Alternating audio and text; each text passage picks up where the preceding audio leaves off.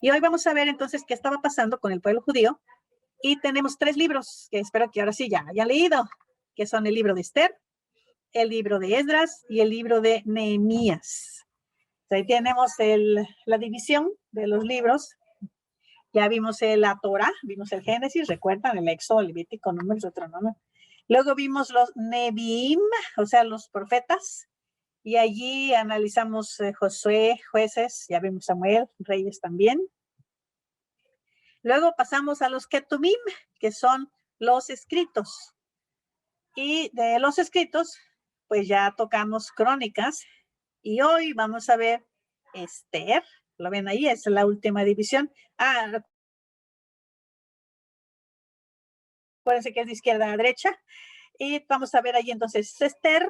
Vamos a ver también el libro de Nehemías. Ya lo están localizando allí. Y pues a ver qué tal nos va a ir, ¿eh? Vamos a ir poco a poco viendo entonces esos libros que son Esther, Esdras y Nehemías. Dentro de los libros, estos, los Ketubim, los escritos, están también nuestra colección de libros que se llama la Megilot. Megilá quiere decir rollo. Y Megilot es el plural en hebreo femenino para decir los rollos. Y hay rollos que se leen en las fiestas, que dijimos como en la fiesta de los tabernáculos se lee Eclesiastés, en la fiesta bueno, no es fiesta realmente, cuando se recuerda la caída del templo, Lamentaciones, el día de ayuno, se lee ese libro. Luego en la fiesta del Shavuot, que acaba de pasar, el mes pasado, a fines de mayo, se lee el libro de Ruth. Y en la fiesta de Pesaj, en la Pascua, se lee el Hashirim. Y este libro, el libro de Esther, se lee en la fiesta que se llama de Purim. Purim, que quiere decir suertes, es la otra forma del plural hebreo. El hebreo tiene 2 plurales, uno para el masculino y otro para el femenino. El Megilot es para el femenino y el Purim es para el masculino. Y en esta fiesta del Purim, en fiesta de las suertes, se lee, obviamente, el libro de Esther. Estos libros, Esther, Esdras, Nehemías, se le llaman postexílicos, es decir, son escritos y se refieren a eventos que ocurrieron después del exilio, inmediatamente después del exilio, después de los 70 años. Y con la excepción de algunos salmos, algunas referencias en las profecías de Ezequiel y Daniel, no tenemos en la Biblia pues información directa sobre la época del exilio y de la vida del pueblo de Dios en Babilonia. En el Salmo, bueno, tenemos el 137, que nos dice cómo se ponían a lamentar allá en Babilonia, pero no hay época sí, que esté descrita muy bien qué era lo que estaba pasando con la vida del pueblo en Babilonia. Sí se han descubierto algunas tablillas en Babilonia, donde narra de que fulanito le prestó a menganito un dinero y que el otro le vendió un terreno. Hay, pero son evidencias arqueológicas. Dentro de la Biblia no hay. Y la historia que está escrita en estos 3 libros, pues trata entonces la última parte del exilio, es decir, los primeros años después del exilio, después de los 70 años. Y tal como está escrita, aquí la historia parece mostrar la intención de preparar al mundo para el Nuevo Testamento.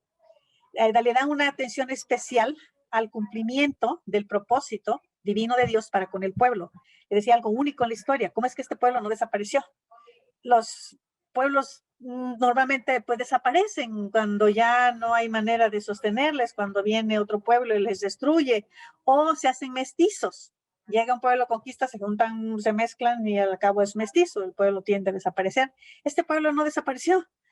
Y parece ser que entonces se trata de explicar qué pasó, que este pueblo logró conservarse, que este pueblo no desapareció, sino que llegó a través de los siglos hasta que vino el Mesías. Entonces Dios estaba cumpliendo su promesa dentro de un ambiente hostil, dentro de un ambiente pues de barbaridad, porque destruían los pueblos. Y este pueblo, sin embargo, se mantuvo.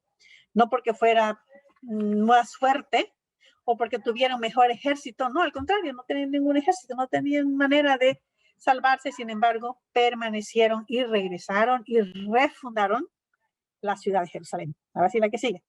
Ahí les decía yo evidencias arqueológicas de lo que ocurrió con el pueblo y los nombres que se mencionan en los libros como Nehemías, como Esdras, no son inventados ni son que nomás a alguien se le ocurrió ponerlo. No, son personajes y existieron, están allí sus tumbas. Vamos a ver cómo es muy importante en la arqueología antigua, reconocer las tumbas, porque existió, ahí están sus huesos, a lo mejor ya se pulverizaron, pero ahí están las tumbas. Y en Irán están las tumbas de Darío, el que se menciona en Nehemías, de Artajerjes primero, que fue hijo de Jerjes primero, que también se menciona en Esdras y Nehemías, y este fue el que envió a Nehemías como gobernador de Jerusalén para reconstruir los muros, e incluso contribuyó con oro y plata para reconstruir el templo. También está la tumba de Darío, que apoyó la reconstrucción del templo, se menciona en Esdras, era contemporáneo de Zacarías y Ageo, y también está Jerjes primero, a este se le ha identificado con el rey Asuero, en hebreo le llaman Hash de Rosh, Asuero, que es el esposo de Esther. Entonces ahí están las tumbas, ahí se pueden ir, bueno, sí, se pueden ir y visitar. Digo, hay peligro por la guerra, pero sí se puede. Y el propósito del exilio era extirpar de Judá la idolatría. Fue eficaz. Nunca después fue el pueblo de Dios culpable de idolatría o baalismo. Y en esa historia Dios se mostró tan poderosamente como el único Dios, soberano de todo el universo. Su pueblo ya después no se atrevió a volver a concebir ese culto mixto, el sincretismo, ya no. Es importante estudiar esta historia posexílica antes de estudiar los profetas, porque los profetas preexílicos con frecuencia mencionan el exilio, diciendo van a ser exiliados, van a ser castigados, y entonces podremos entender las profecías en términos de su cumplimiento. Y esto nos va a ayudar a evitar, dice el maestro, absurdas ideas en cuanto a los judíos hoy día. Hay grupos de cristianos que piensan que será necesario que se reconstruya el templo. Imagínense el templo, pues, va a estar un poco difícil porque ahorita lo que queda del templo es un muro y encima de eso está la mezquita de los musulmanes. Creo que va a estar bastante complicado quitarla y hacer el templo ahí. Pero hay algunos grupos de cristianos que piensan que todavía el papel de los judíos como pueblo especial continúa como si no hubiera venido el Mesías. Y eso pues vamos a ver que no se sostiene. Los tres libros se mueven en dos planos, eso también lo tenemos que recordar. Es la lucha física, la lucha terrenal del pueblo para existir, para sobrevivir. Pero también hay una lucha cósmica para impedir esta existencia. El pueblo de Israel no era un pueblo común y corriente, el sentido que de ese pueblo iban a ser uno que iba a luchar contra la serpiente y la iba a herir en la cabeza. Esa promesa de la liberación que estaba desde el Génesis 3:15 se tenía que cumplir. O sea, hay una lucha cósmica para hacer que este pueblo perezca, para arrancar a este pueblo, llevarlo a un lugar desconocido y eliminarlo. Después de todo, el diablo también sabe de las promesas de Dios y está muy bien enterado, quizá demasiado enterado, del hecho de que Dios necesita a este pueblo para cumplir. Quizá pensaba Satanás, si puedo acabar con este pueblo, se acabo con las promesas. Esta lucha de Satanás contra Jehová es igual, por cierto, pero el diablo es desesperado y no es tan sabio como Dios. Es la clave para entender los tres libros de la lección de hoy y la historia que se narra en ellos. Debemos notar también cómo Dios protege la identidad de su pueblo y no deja que se pierda, como el caso de las 10 tribus de Israel. Aunque aún en el caso de las 10 tribus de Israel también se pueden ir trazando las genealogías, pero es la tribu de Judá la que se mantiene de manera más clara, de manera más precisa. Vamos a ver a Esther, el Dios detrás de la historia. Históricamente, los acontecimientos que leemos en el libro de Esther se desarrollaron durante los 60 años que pasaron entre los capítulos 6 y 7 del libro de Esdras, es decir, antes de que la mayor parte del pueblo regresara a restaurar el pueblo de Dios, a su esperanza mesiánica en la tierra de la promesa. Nos da pues una vista de lo que estaba ocurriendo allá entre los reyes persas. Esther Hadasa, se llamaba así la jovencita, es la reina judía del rey persa Asuero o Ahasuerus, que es identificado con Jerjes primero, y su historia es la base para la celebración de Purim en la tradición judía. Aquí hay un relieve del rey Darío sentado y Jerjes está atrás, de pie.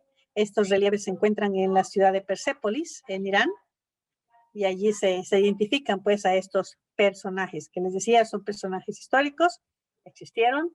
Ahora no aparece el nombre de Esther ni nada por el estilo. De hecho, los nombres eran más bien como títulos que se les daba a la reina. El nombre de ella era Hadasa y si le pusieron Esther, que quiere decir estar relacionado con el sentido de una estrella, algo brillante, porque era pues muy, muy hermosa. Y la historia esta pues se encuentra allí. Hay un autor francés que escribió su tesis doctoral sobre la reina Esther, esposa de Jerjes, y él analiza toda la evidencia arqueológica, histórica, cronológica de este periodo. También hay bueno, los rollos de Qumran, que creo que la mayoría sabe de qué se trata, son escritos en hebreo del Antiguo Testamento, y la gente se admiraba mucho porque entre esos rollos el más completo, el que se repite más, es el de la profecía de Isaías, pero no aparecía el libro de Esther. Dicen, ¿por qué no aparece el libro de Esther? Que en la comunidad de Qumran no la apreciaban, ¿o qué? Y hace poco apareció un artículo, algunos lo niegan, pero bueno, yo les paso lo que encontré, aunque hay algunos otros que dicen que no puede ser. Pero apareció un pedacito de papiro, de un fragmento, donde no se podía entender muy bien de qué se trataba ese pedacito, porque estaba manchado, y estaba manchado de vino. Entonces, no sé, que le aplicaron, le dieron un tratamiento para sacar la sustancia de tal forma que se pudiera leer. Y resultó que parece que es un trocito del libro de Esther. Que por qué estaba manchado de vino, porque el libro de Esther se relaciona con el Purim, que es una fiesta, y en la fiesta pues se toma vino, se reparten juguetes a los niños. Actualmente los niños se disfrazan, unos se disfrazan de Esther, las niñas de Esther, y los otros de Mardoqueo. Pero hay, como les decía, este pequeño trocito de rollo, que parece ser que sí es de Esther, y la idea es que pues ahí está, pero es un pedacito bien chiquitito y son unas palabritas nada más. Pero bueno, ahí están las evidencias. La forma de narrar la historia, como en el caso de Ruth, que ya vimos, es como de una novela. No disminuye esto su historicidad, sino simplemente que es un género literario que usó el autor para narrar una novela histórica. La estructura del libro, la caracterización de los personajes, la relación de los elementos, episodios, junto con, pues, obviamente la persona que escribió lo decía muy bien, dones o dotes de narración, hacen que consideremos el autor de este libro como un gran artista literario. Si sabe construir la novela, sabe llevarnos a un punto de clímax cuando decimos, ay, ¿qué va a pasar? Y luego ya nos da un desenlace. Las partes del libro son entretejidas como una buena novela policíaca, y esto hace que sea muy difícil hacer un bosquejo del libro, porque no es un tratado, no es un ensayo, no es una tesis.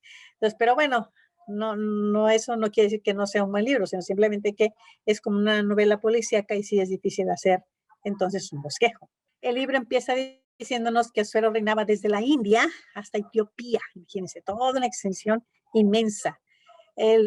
Podríamos consultar un mapa y podemos pensar en esto, que se incluía Medio Oriente en toda la extensión, y que las leyes del imperio pues gobernaban, regían para todo el Medio Oriente.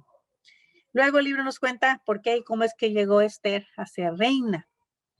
El evento que ocurrió con la reina de la época, con Basti, y como el rey, que estaba borracho, hizo pues que ella fuera a exhibirse delante de los príncipes.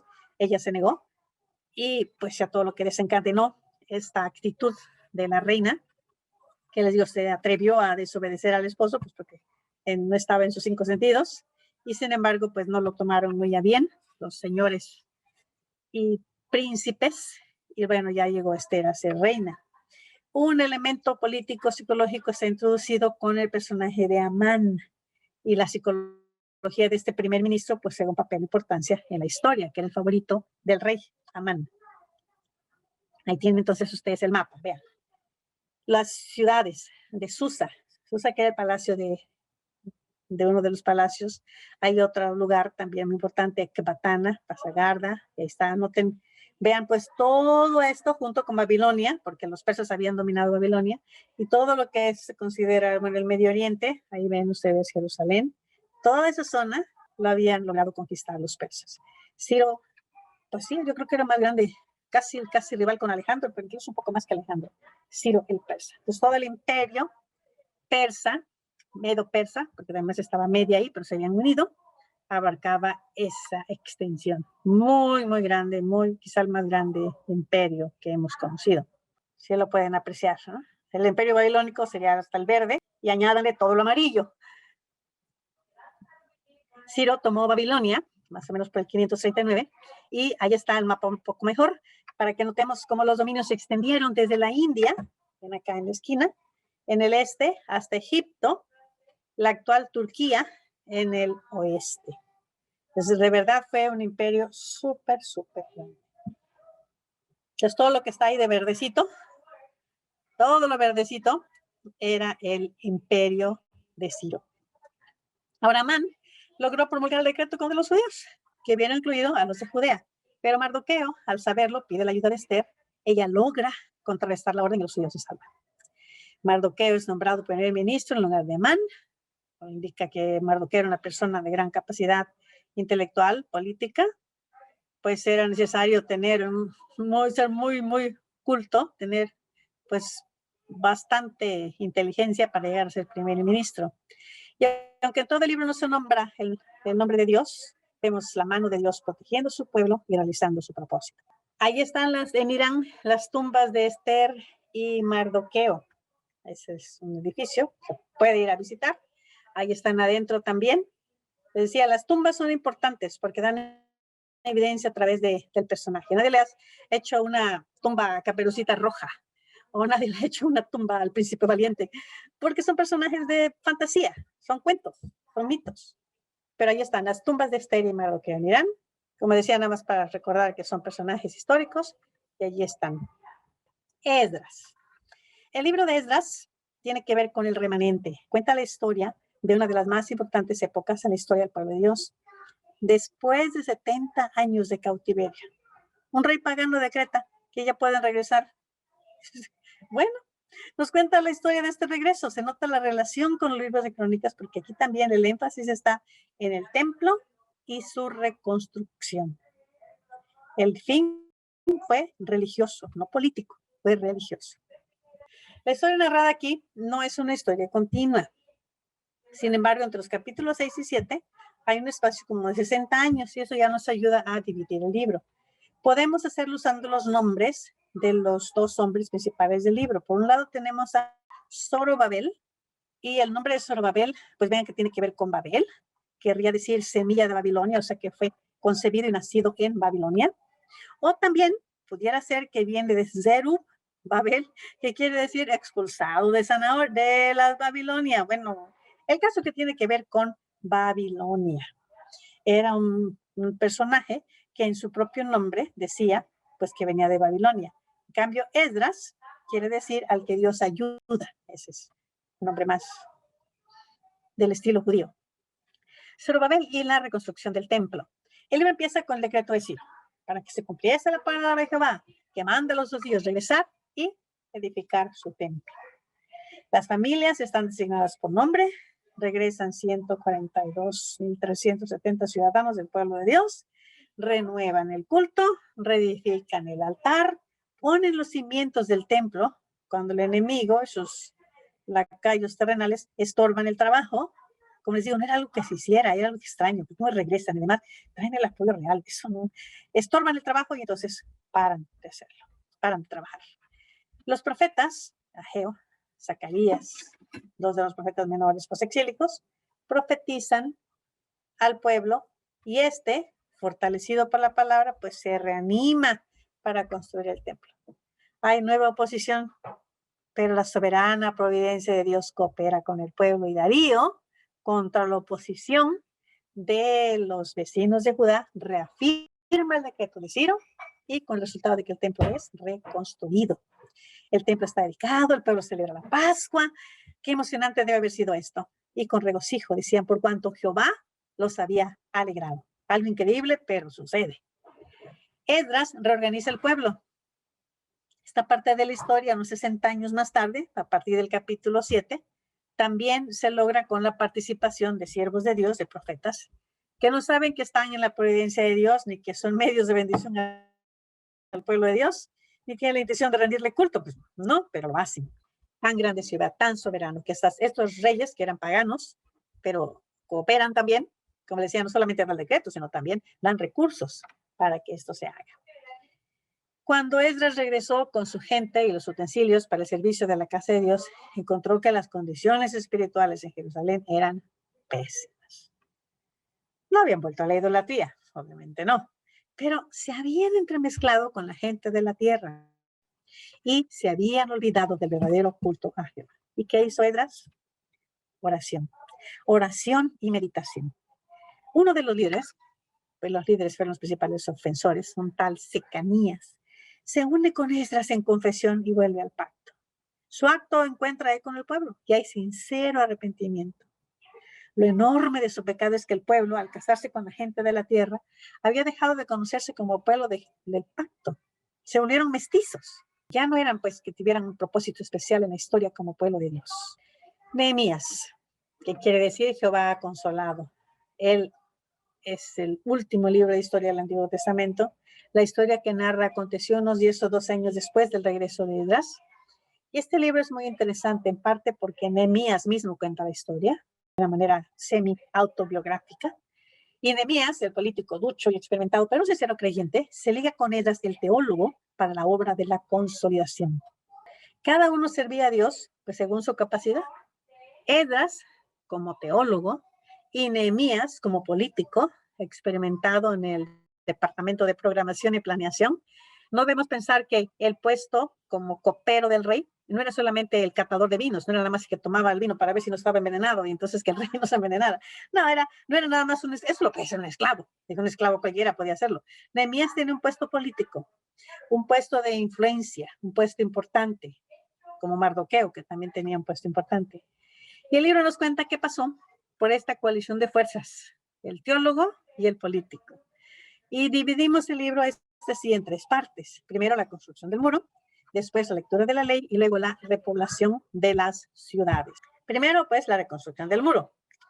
Decíamos que el copero del rey es un puesto de mucha confianza, es el de un consejero al nivel más íntimo.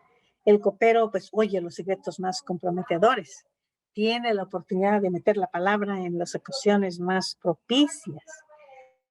En esa situación se puede entender que el rey estaría muy enterado del estado de ánimo de su íntimo colaborador. Se da cuenta que está triste porque lo conocía y lo conocía bien.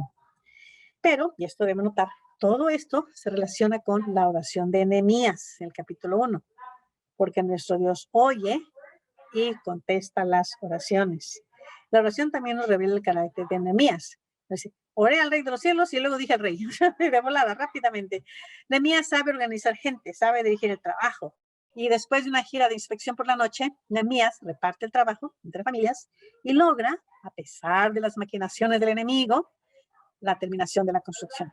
Mientras tiene que tratar asuntos del Departamento de Hacienda, de la Comisión Bancaria, y el resultado del trabajo es que fue terminado el muro en 52 días. Los adversarios no prevalecieron. Nehemías tuvo éxito. En esta segunda parte del libro vemos la contribución particular del teólogo. Aquí tenemos el patrón, modelo y tipo de la predicación cristiana. Lo único distintivo del pueblo de Dios es que es un pueblo de la palabra. Pero la palabra no es algo como un vestido que se luce por fuera, sino algo que tiene que entrar y nutrir el alma. El versículo 8:8 es claro. Dice, leían del libro claramente y ponían el sentido de modo que entendiesen la lectura. Explicaban el texto. En los versículos 7 y 9 encontramos la frase, hacían entender al pueblo. Todo el énfasis está en esto, que el pueblo tiene que empaparse de la palabra, entender qué están leyendo. Y Esdras empleó toda su vasta erudición para hacer que el pueblo fuera un pueblo consciente de ser el pueblo de la palabra. Que ellos tenían ese documento que les era como el pacto, que era como un matrimonio, es el documento oficial que decía que ellos eran el pueblo de Dios, pero tenían que entenderlo. Y este es uno de los capítulos de la Biblia importantísimos aún el día de hoy, que de eso se trata, de instruir al pueblo, pero que entienda, de explicarlo. Y después de la lectura de la ley hubo fiesta, 7 días. Luego, en una solemne asamblea, el pueblo, conscientemente, renueva su relación de pacto con Jehová. Ese pacto que se hizo en el Sinaí, bueno, realmente no en el Sinaí, se hizo mucho antes, que se hizo con Abraham, con Isaac, con Jacob, y que luego todo el pueblo reunido en el Sinaí, y más tarde, con el Deuteronomio, también la renovación del pacto, y ahora otra vez. La oración que Esdras hizo como portavoz del pueblo es una enseñanza en la fidelidad del Dios del pacto, y una confesión de la confianza que esta enseñanza da al pueblo del pacto. Ellos pueden ver que Dios es fiel, pueden ver cómo Dios trabajando a través de esos reyes infieles o no creyentes, de todas formas regresan.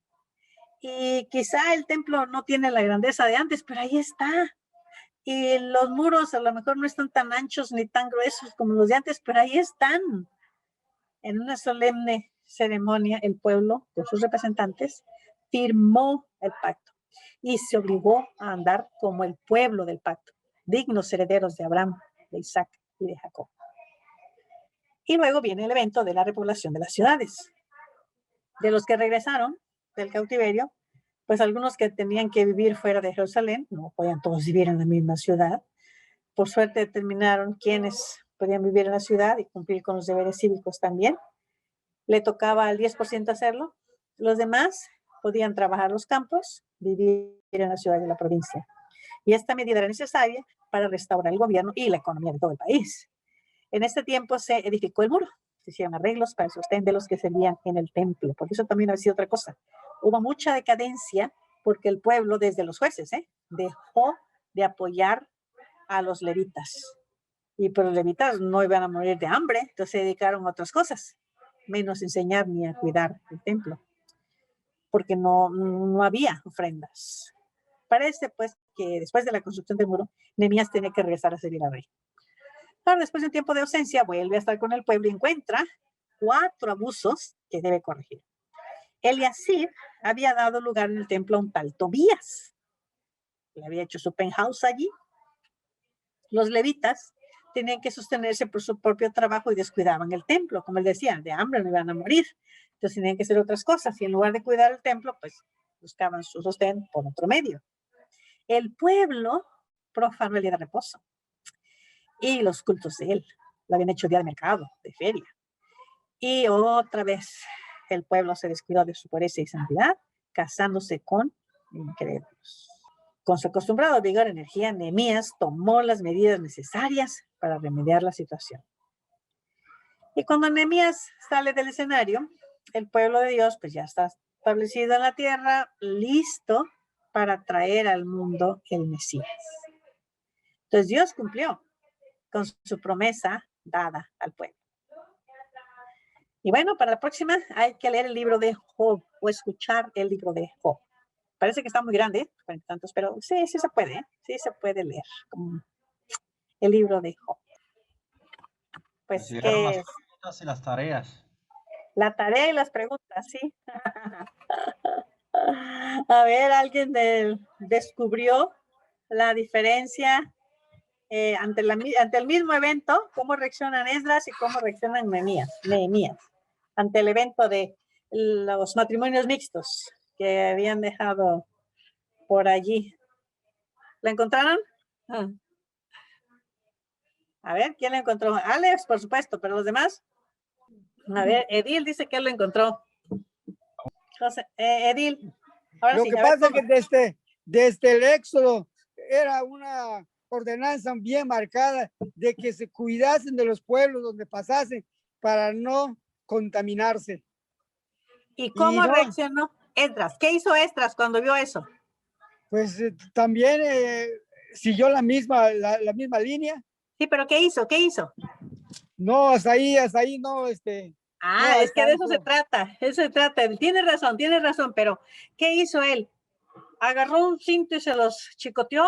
¿O qué hizo? A ver, ¿quién más? Se jaló los pelos. Esdras? Estamos diciendo que hizo Esdras primero. ¿Qué hizo Esdras? Se arrancó los pelos. Como que se enojó mucho, ¿no? Y se quitó, bueno, se rasgó las vestiduras. ¿Sí recuerdan? Se rompió las vestiduras, se jaló los pelos. Digo, pero ¿cómo es posible? Ajá. Y hasta la barba se jaló. Hasta la barba se jaló. Sí, se arranqué los pelos de mi barba y se jalan los pelos y arrancó los vestidos, pero ¿cómo es posible? Llorando, nada. Ese es Esdras, el teólogo. Esdras, de dolor, ¿no? De que imagínense cómo se conmovió tanto en su espíritu.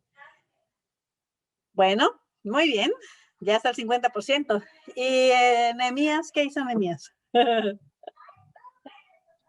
Pues Nehemías lo que hizo es, dice, ¿saben qué? Hay que poner una distancia entre los que han casado con las mujeres paganas, tienen que aborrecer a estas mujeres, dejar a los hijos y ustedes no tienen ya nada que ver con ellos. Tienen que depurarse. Imagínate. Medio punto nada más, maestra. ¿Qué hizo Nehemías? Medio punto nada Bueno, más. que se divorciaran, ¿no? Él Que lloró, hizo divorciaran los- duelo. Lloró. Medio punto, medio punto. Y le Nadie dolió más, en su nadie más. corazón. Nadie más. Si no, nos va a decir Alex. Oró, ¿no? Oró al Señor y le dijo, mira, Señor, no, se Medio confesó, punto. confesó.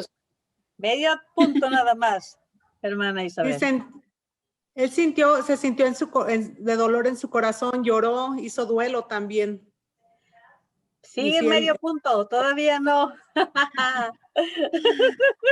Bueno, al final de cuando hicieron cuando Eliasib arrojó los muebles, ¿verdad? De la cámara, dice, de los teatros que le han dado Vio el templo el también. penthouse en los teatros de Jehová, arrojó los muebles, pero bueno, eso fue.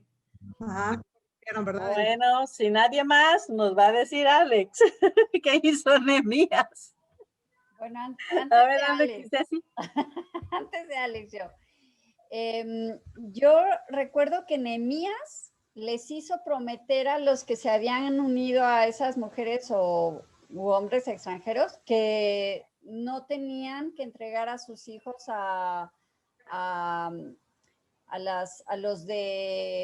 los judíos. O sea, que no podían tener ya nada que ver con ellos. Pero Esdras los expulsó, o sea, hizo que se divorciaran de esas mujeres. Sí, pero ese es medio punto, todavía no. A ver, Ale ya nos va a sacar de dudas. A ver, Acuérdense qué hizo Esdras. Esdras se jaló ¿y los qué pelos, hizo? pero Nehemías se vio más abusado. Él le jaló los pelos a los demás. Sí, cuando vi a esos canallas, sí me les fui encima y les jalé los pelos. ¿Sí lo ven? No se jaló los de sí, jaló los pelos de ellos y les arranqué la barba. Él sí sacó el cinto y se los chicoteó. Era funcionario del rey, no se iba a andar con cosas. Sí, ¿ven? Eso me acuerdo mucho que lo vimos en un curso de liderazgo. Sí, ¿qué tipo de líder queremos ser? El líder que yo, o el líder que se le va encima al otro. Sí, diferentes tipos de liderazgo, definitivamente. Pero bueno, la idea era pues llamar a la razón al pueblo, ¿no? ¿Cómo iban a andar mezclándose, haciéndose mestizos? ¿Y dónde iba? ¿Cómo iba? A ver, ¿qué tipo de Mesías? Digo, voy de acuerdo que a lo mejor la tribu de Benjamín o la tribu de Manasés fuera mestizo, pero la tribu de Judá, no, señores, la tribu de Judá, sí, claro, había habido ahí un otro personaje, ¿no? Como, bueno, Ruth la Moabita, ya vimos que las mujeres cananeas, pero pues ahorita ya le estaban exagerando para el mestizaje, porque algunos niños ya ni hebreo sabían, ¿no? Hablaban pues el idioma de sus mamás. Entonces él decía, tiene que parar, el mestizaje tiene que parar. Oye, ahí te iba a decir Dina porque vi el nombre de Dina Sarai, pero ahí como que todavía no estaba la gracia, ¿no? Porque, por ejemplo, Timoteo, pues era mitad griego y mitad judío. Y como el Señor, cuando Pablo, ¿verdad?, va con los gentiles y pues sí, los temerosos de Dios. Y aquí se ve, híjole, bien duro. Sí. Sí, lo que pasa es que recuerden que aquí cuando estamos hablando de no al mestizaje, es porque estamos hablando de la línea de David, de la cual iba a venir el Mesías. Y el Mesías tenía que venir de la línea de David. Por eso es tan importante que no solamente José sea de la casa de David, sino que también María sea de la casa de David. Y de hecho así es. Los dos vienen de la casa de David, aunque de diferente hijo.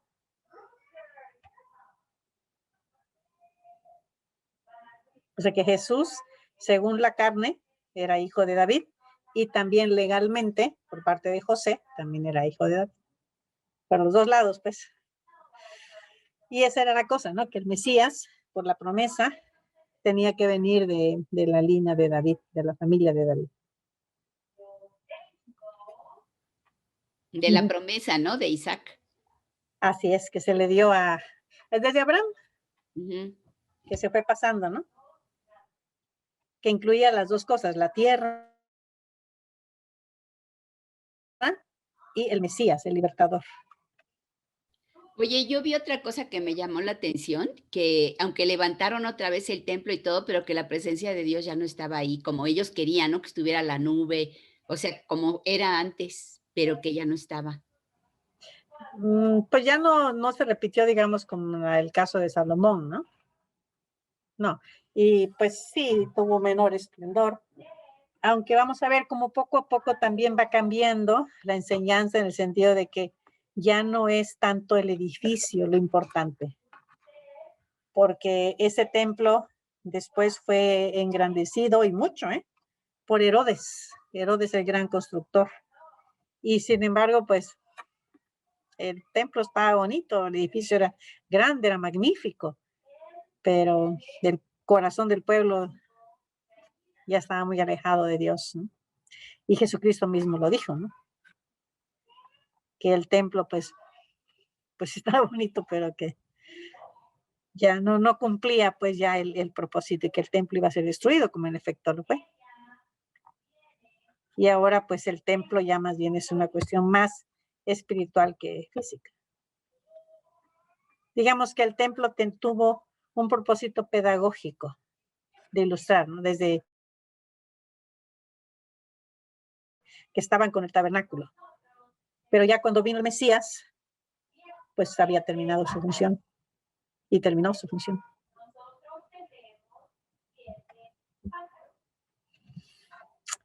Muy bien. ¿Alguna otra cuestión, comentario? Hermana, en cuestión a la a la genética judía, yo oigo que ahorita, por ejemplo, el país de Israel o el Estado de Israel, ¿verdad? Yo oigo que nombran mucho que son descendientes, que son hebreos. Oigo e incluso veo iglesias que ponen la estrella de David y que hacen sus danzas y que se autonombran iglesias mesiánicas, de judíos mesiánicos. Pero yo así, bueno, y no nada más yo, otras personas con las que he platicado, haciendo así como que analizando y poniendo el sentido común al análisis, pues, por ejemplo, nosotros, México, cuando había pues, habitantes puros indios, llegaron los españoles hace 500 años, pero pues nosotros no nos podemos considerar ni españoles, pues pero tampoco indios, somos mestizos, ¿verdad? Entonces, los judíos, cuando llegó la mano justiciera de Dios y invadió Roma en el año 70 a Israel, por el delito de haber matado a Cristo y nunca haberlo aceptado, él les dijo claramente que su reino no iba a caer, pero él estaba yendo ya, o sea, yendo más allá, no solamente el templo ni la raza o como raza especial, sino que iba a desaparecer. En realidad la raza, imagínense, si nosotros somos mestizos, somos una raza nueva, los mexicanos, de hace 500 años, ahora ellos, que hace 2000 años, pues a casi todos los mataron, los poquitos que quedaron vivos, yo he estado leyendo, Galileo, el historiador, dice que en realidad los que escaparon fueron los cristianos, cuando Cristo les dijo que en el Sermón del Monte, les dijo, bueno, no en el Sermón del Monte, en un consejo cuando él estaba con ellos, les dijo, creo que fue en Mateo 24, donde les dice que huyan a los montes cuando vean a la abominación desoladora. Era cuando Roma iba a invadir Israel, ¿verdad? Que huyeran y que se fueran y que no volvieran y regresaran por su capa ni por lo que tuvieran atrás, que se fueran a los montes, porque venía el juicio, ¿verdad? Por haberlo rechazado a él. Entonces, yo no sé de dónde sacan ahorita que hay judíos, o sea, que hay descendientes de Abraham, que son, si eso ya no es posible. 2000 años de estarse mezclando con todas las razas del mundo, ya en su ADN no, ahí está la cosa, hermana, que 2000 años y han persistido como raza, como pueblo. Pues, porque recuerden que los primeros cristianos todos eran judíos, todos. Pues sí, pero los que se escaparon eran judíos. O sea, se casaron con otras cristianas, no todos. Vaya, no fueron judías. No todos. No, o sea, no creo que haya judíos así, tal y cual, como raza. No, sí hay. O sea, son judíos como religión. También. Eso es otra cosa, pero hebreos, descendientes de Abraham, está comprobado que no. El ADN ya no. O sea, si nosotros, o sea. Le decía que no, es que ese es lo maravilloso a través de ese pueblo, que a pesar de los siglos, sí se han mantenido, no 100%, por supuesto, ha habido un poco de mestizaje, sí, pero ha habido también mucho endogamia, es decir, que se han casado entre sí. Por lo mismo que a los pueblos, a los lugares donde han ido, han sido rechazados. ¿Quién iba a casar a su hija con un judío? Por favor, no. Entonces, sí ha habido mucho rechazo y mucha persecución, y ese mismo rechazo y persecución los ha hecho cerrarse y hacer que se casen entre familiares, y sí se han conservado. Hay dos grupos importantes, que es el grupo Askenazi, que es por acá del lado de Alemania, y el grupo Sfaradí, que es del lado de los españoles. Y cuando eran expulsados, pues iban como familias, y les digo, no había mucha mezcla, mucho mestizaje, porque eran rechazados, precisamente por ser judíos, por raza y por religión. Y eso les ayudaba a mantenerse no mestizos. En nuestro caso, no, en nuestro caso ya sabemos que todos somos mestizos, pero allá no, porque había una cuestión también pues hasta de persecución, y por la misma persecución no se mezclaban. No porque ellos no quisieran, muchas veces sí querían, pero eran rechazados. Perseguidos. Digo, la Santa Inquisición. Imagínense qué cristiano se hubiera querido casar con un judío. No. Sí me explico, ¿verdad? Entonces, contra todo pronóstico, se han mantenido su lenguaje. ¿Qué es lo primero que se va cuando llega un pueblo a conquistar? El lenguaje. Nosotros hablamos español. Los egipcios hablan árabe. Llega el pueblo e impone además su lenguaje. Y el pueblo judío sigue hablando hebreo. Les digo, por muchas razones históricas, sí se han mantenido, no se han mezclado. Aunque hubieran querido, no los hubieran aceptado. Entonces sabían perfectamente quién era judío. Por eso que fue también, ya hablando más de cuestiones históricas, más o menos sencillo para Hitler identificarlos. Ya se sabía quién era y quién no era. Y aunque sí hubo, por supuesto, mestizaje, no fue muy alto, por lo mismo, porque eran rechazados. Y al ser rechazados, pues entre ellos mismos se casaban y se multiplicaban entre sí. Oye, Sí, expliqué, ¿verdad? Sí me di a entender esto. Entonces, ahora lo que decía de las iglesias que se llaman mesiánicas, que quieren seguir sacrificando haciendo las fiestas, celebran los tabernáculos, celebran la Pascua y qué sé yo. Pero recuerden que nosotros como cristianos, en un principio así éramos, los cristianos del primer siglo así éramos. Ya cuando empezó a hacerse el cristianismo una religión más universal, y gracias a los esfuerzos de Pablo precisamente, pues es que ya empezamos, digamos, a dejar esas cosas como si fueran judías, pero los cristianos en un principio éramos todos judíos. y celebrábamos las fiestas y hacíamos la Pascua. Y Pablo iba al templo a cumplir sus votos. Pero otra vez fuimos dejando esas cosas conforme la iglesia se fue haciendo más internacional, más gentil, se fueron dejando esas, pues las fiestas sobre todo y los diferentes ritos y sobre todo la circuncisión, que eso sí, definitivamente desde Pablo dijo aquí no. Eso sí, definitivamente no. Y ya fueron cambiando y se hicieron más. Y tenemos pues varias costumbres que siguen siendo pues judías, como esto que se mencionaba de Esdras, de leer, de ser el pueblo del libro. Nosotros somos el pueblo del libro también, nada más que nosotros añadimos el Nuevo Testamento. ¿Alguien tenía la mano levantada? Esther. Hola, buenas tardes. Una pregunta. ¿Por qué en la Biblia católica hay más capítulos del libro de Esther que en nuestra Biblia?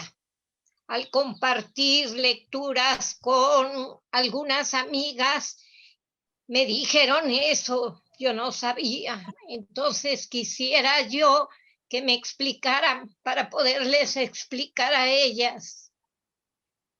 Sí, el libro de Daniel también tiene más, y hay libros apócrifos, les llamamos no, así. Sí, los apócrifos sí, pero no de Esther, no sé. Nosotros. ¿O dónde puedo buscar para justificar con ellos el por qué tenemos nosotros nada más 10 libros, 10 capítulos en el libro de Esther?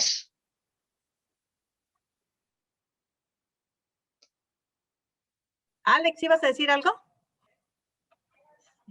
Bueno, nosotros seguimos el canon, bueno, el canon quiere decir medida, que tiene el pueblo hebreo, pues los judíos, que haya otros añadidos, que se encontró un traductor de la Biblia que es San Jerónimo, y él encontró algunas otras cosas y le parecieron muy interesantes y las tradujo también y las pegó. Y los católicos, por cuestiones también políticas y religiosas, en el siglo XVI decidieron que en lugar de seguir el canon judío tal cual, como querían los protestantes, iban a seguir la Vulgata. Y la Vulgata es esa traducción que San Jerónimo hizo. Y en esa traducción él incorporó otros elementos, incluso otros libros, que los judíos no reconocían como canónicos, como los de veras, pero los católicos dijeron, pues a nosotros no nos importa, nosotros vamos a agarrar lo que tradujo San Jerónimo, y con eso se quedaron, pero nada más por rechazar el punto de vista reformado, luterano, calvinista, de que había que irse a las fuentes, que había que estudiar el hebreo, que había que estudiar el griego, pero no, nosotros la Vulgata, esa es la Biblia oficial, con todo lo que traiga, pero fue por reacción en contra de los protestantes, porque los protestantes, los calvinistas, los luteranos, querían ir a las fuentes, reconocer el canon hebreo judío, no el de San Jerónimo, que estaba escrito en latín. Entonces, esas son razones históricas por las que los católicos, les digo nada más para llevarle la contra a los reformadores, decidieron que la Biblia oficial de la Iglesia Católica iba a ser la Vulgata, la traducción que hizo San Jerónimo, y háganle como quieran. Ok, gracias, hermana. También nos comenta Reisel que sí, efectivamente está la clase de canon del curso del vocabulario de la fe. No sé si será la 3 de YouTube, pero bueno, puedes revisar, Esther, puedes revisar la clase sobre esa palabra de canon del libro del vocabulario de la fe. Ajá. Entonces, Isabel. Sí.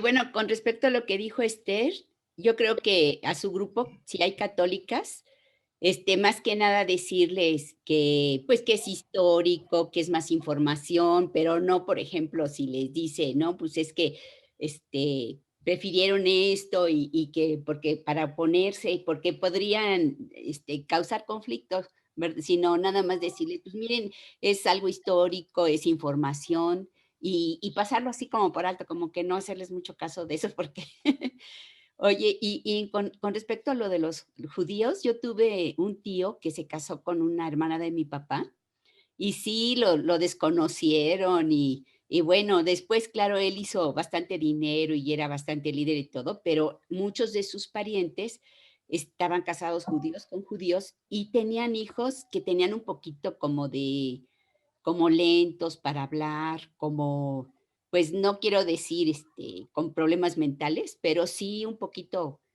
yo creo que era por lo mismo de casarse familiares, ¿no? Y, por ejemplo, mi Ujú. mamá tuvo una amiga que, cuando eran niñas, que llegó una judía rusa y dejaba a la niña porque ella se iba a trabajar era cocinera en el centro.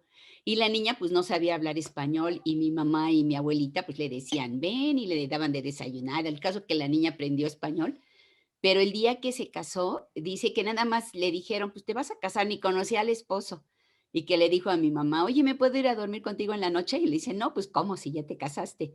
Pero así era, se arreglaban los matrimonios y nada más, aunque ella no lo estuviera de acuerdo, ni él, los papás se arreglaban entre ellos y se casaban. Y fíjate que fueron un matrimonio muy bonito. Ujú. Nada más quería esa aportación. Sí, sí, no es nada más de los judíos, ¿no? Recuerden que la mayoría de los matrimonios indios, por ejemplo, las clases altas sobre todo, se conocen el día de la boda. Los padres arreglan los matrimonios en la India. Sí. Y así se hacía también antes entre nosotros, ¿eh? Nada más que ya evolucionamos. Hermana, pero por ejemplo, aunque sean, bueno, sí le entendí perfectamente en lo que explicó, de que pues hay todavía grupos que se conservan por lo mismo de que nadie quería casarse con un judío, por lo que había pasado, pero muchos cristianos creen que por el hecho de ser judíos étnicos, ya tienen la salvación, No, un futuro arreglada, y es lo que yo les he dicho, ¿verdad? Bueno, sin entrar en conflicto con algunos amigos que tengo que son cristianos, de carismáticos o pentecostales, tienen como cierta adoración, cierta cosa como idolatría por esa nación, que por eso yo veo que tienen, como le comentaba, la estrella de David, la bandera de Israel, incluso de las danzas que hacen. Y en mi trabajo yo tengo una amiga que es polaca, nació aquí en México, sus papás se vinieron a vivir aquí, ella habla el español perfectamente y fue compañera de trabajo mío como maestra, y una vez me dijo: oye, pero pues esas danzas, he ido a Israel, me dice, como turista, y ahorita una vez una amiga me invitó, ella me dijo a una de sus cultos, y veo las mismas danzas que hacen allá en Israel, me dice, pero esas danzas son polacas.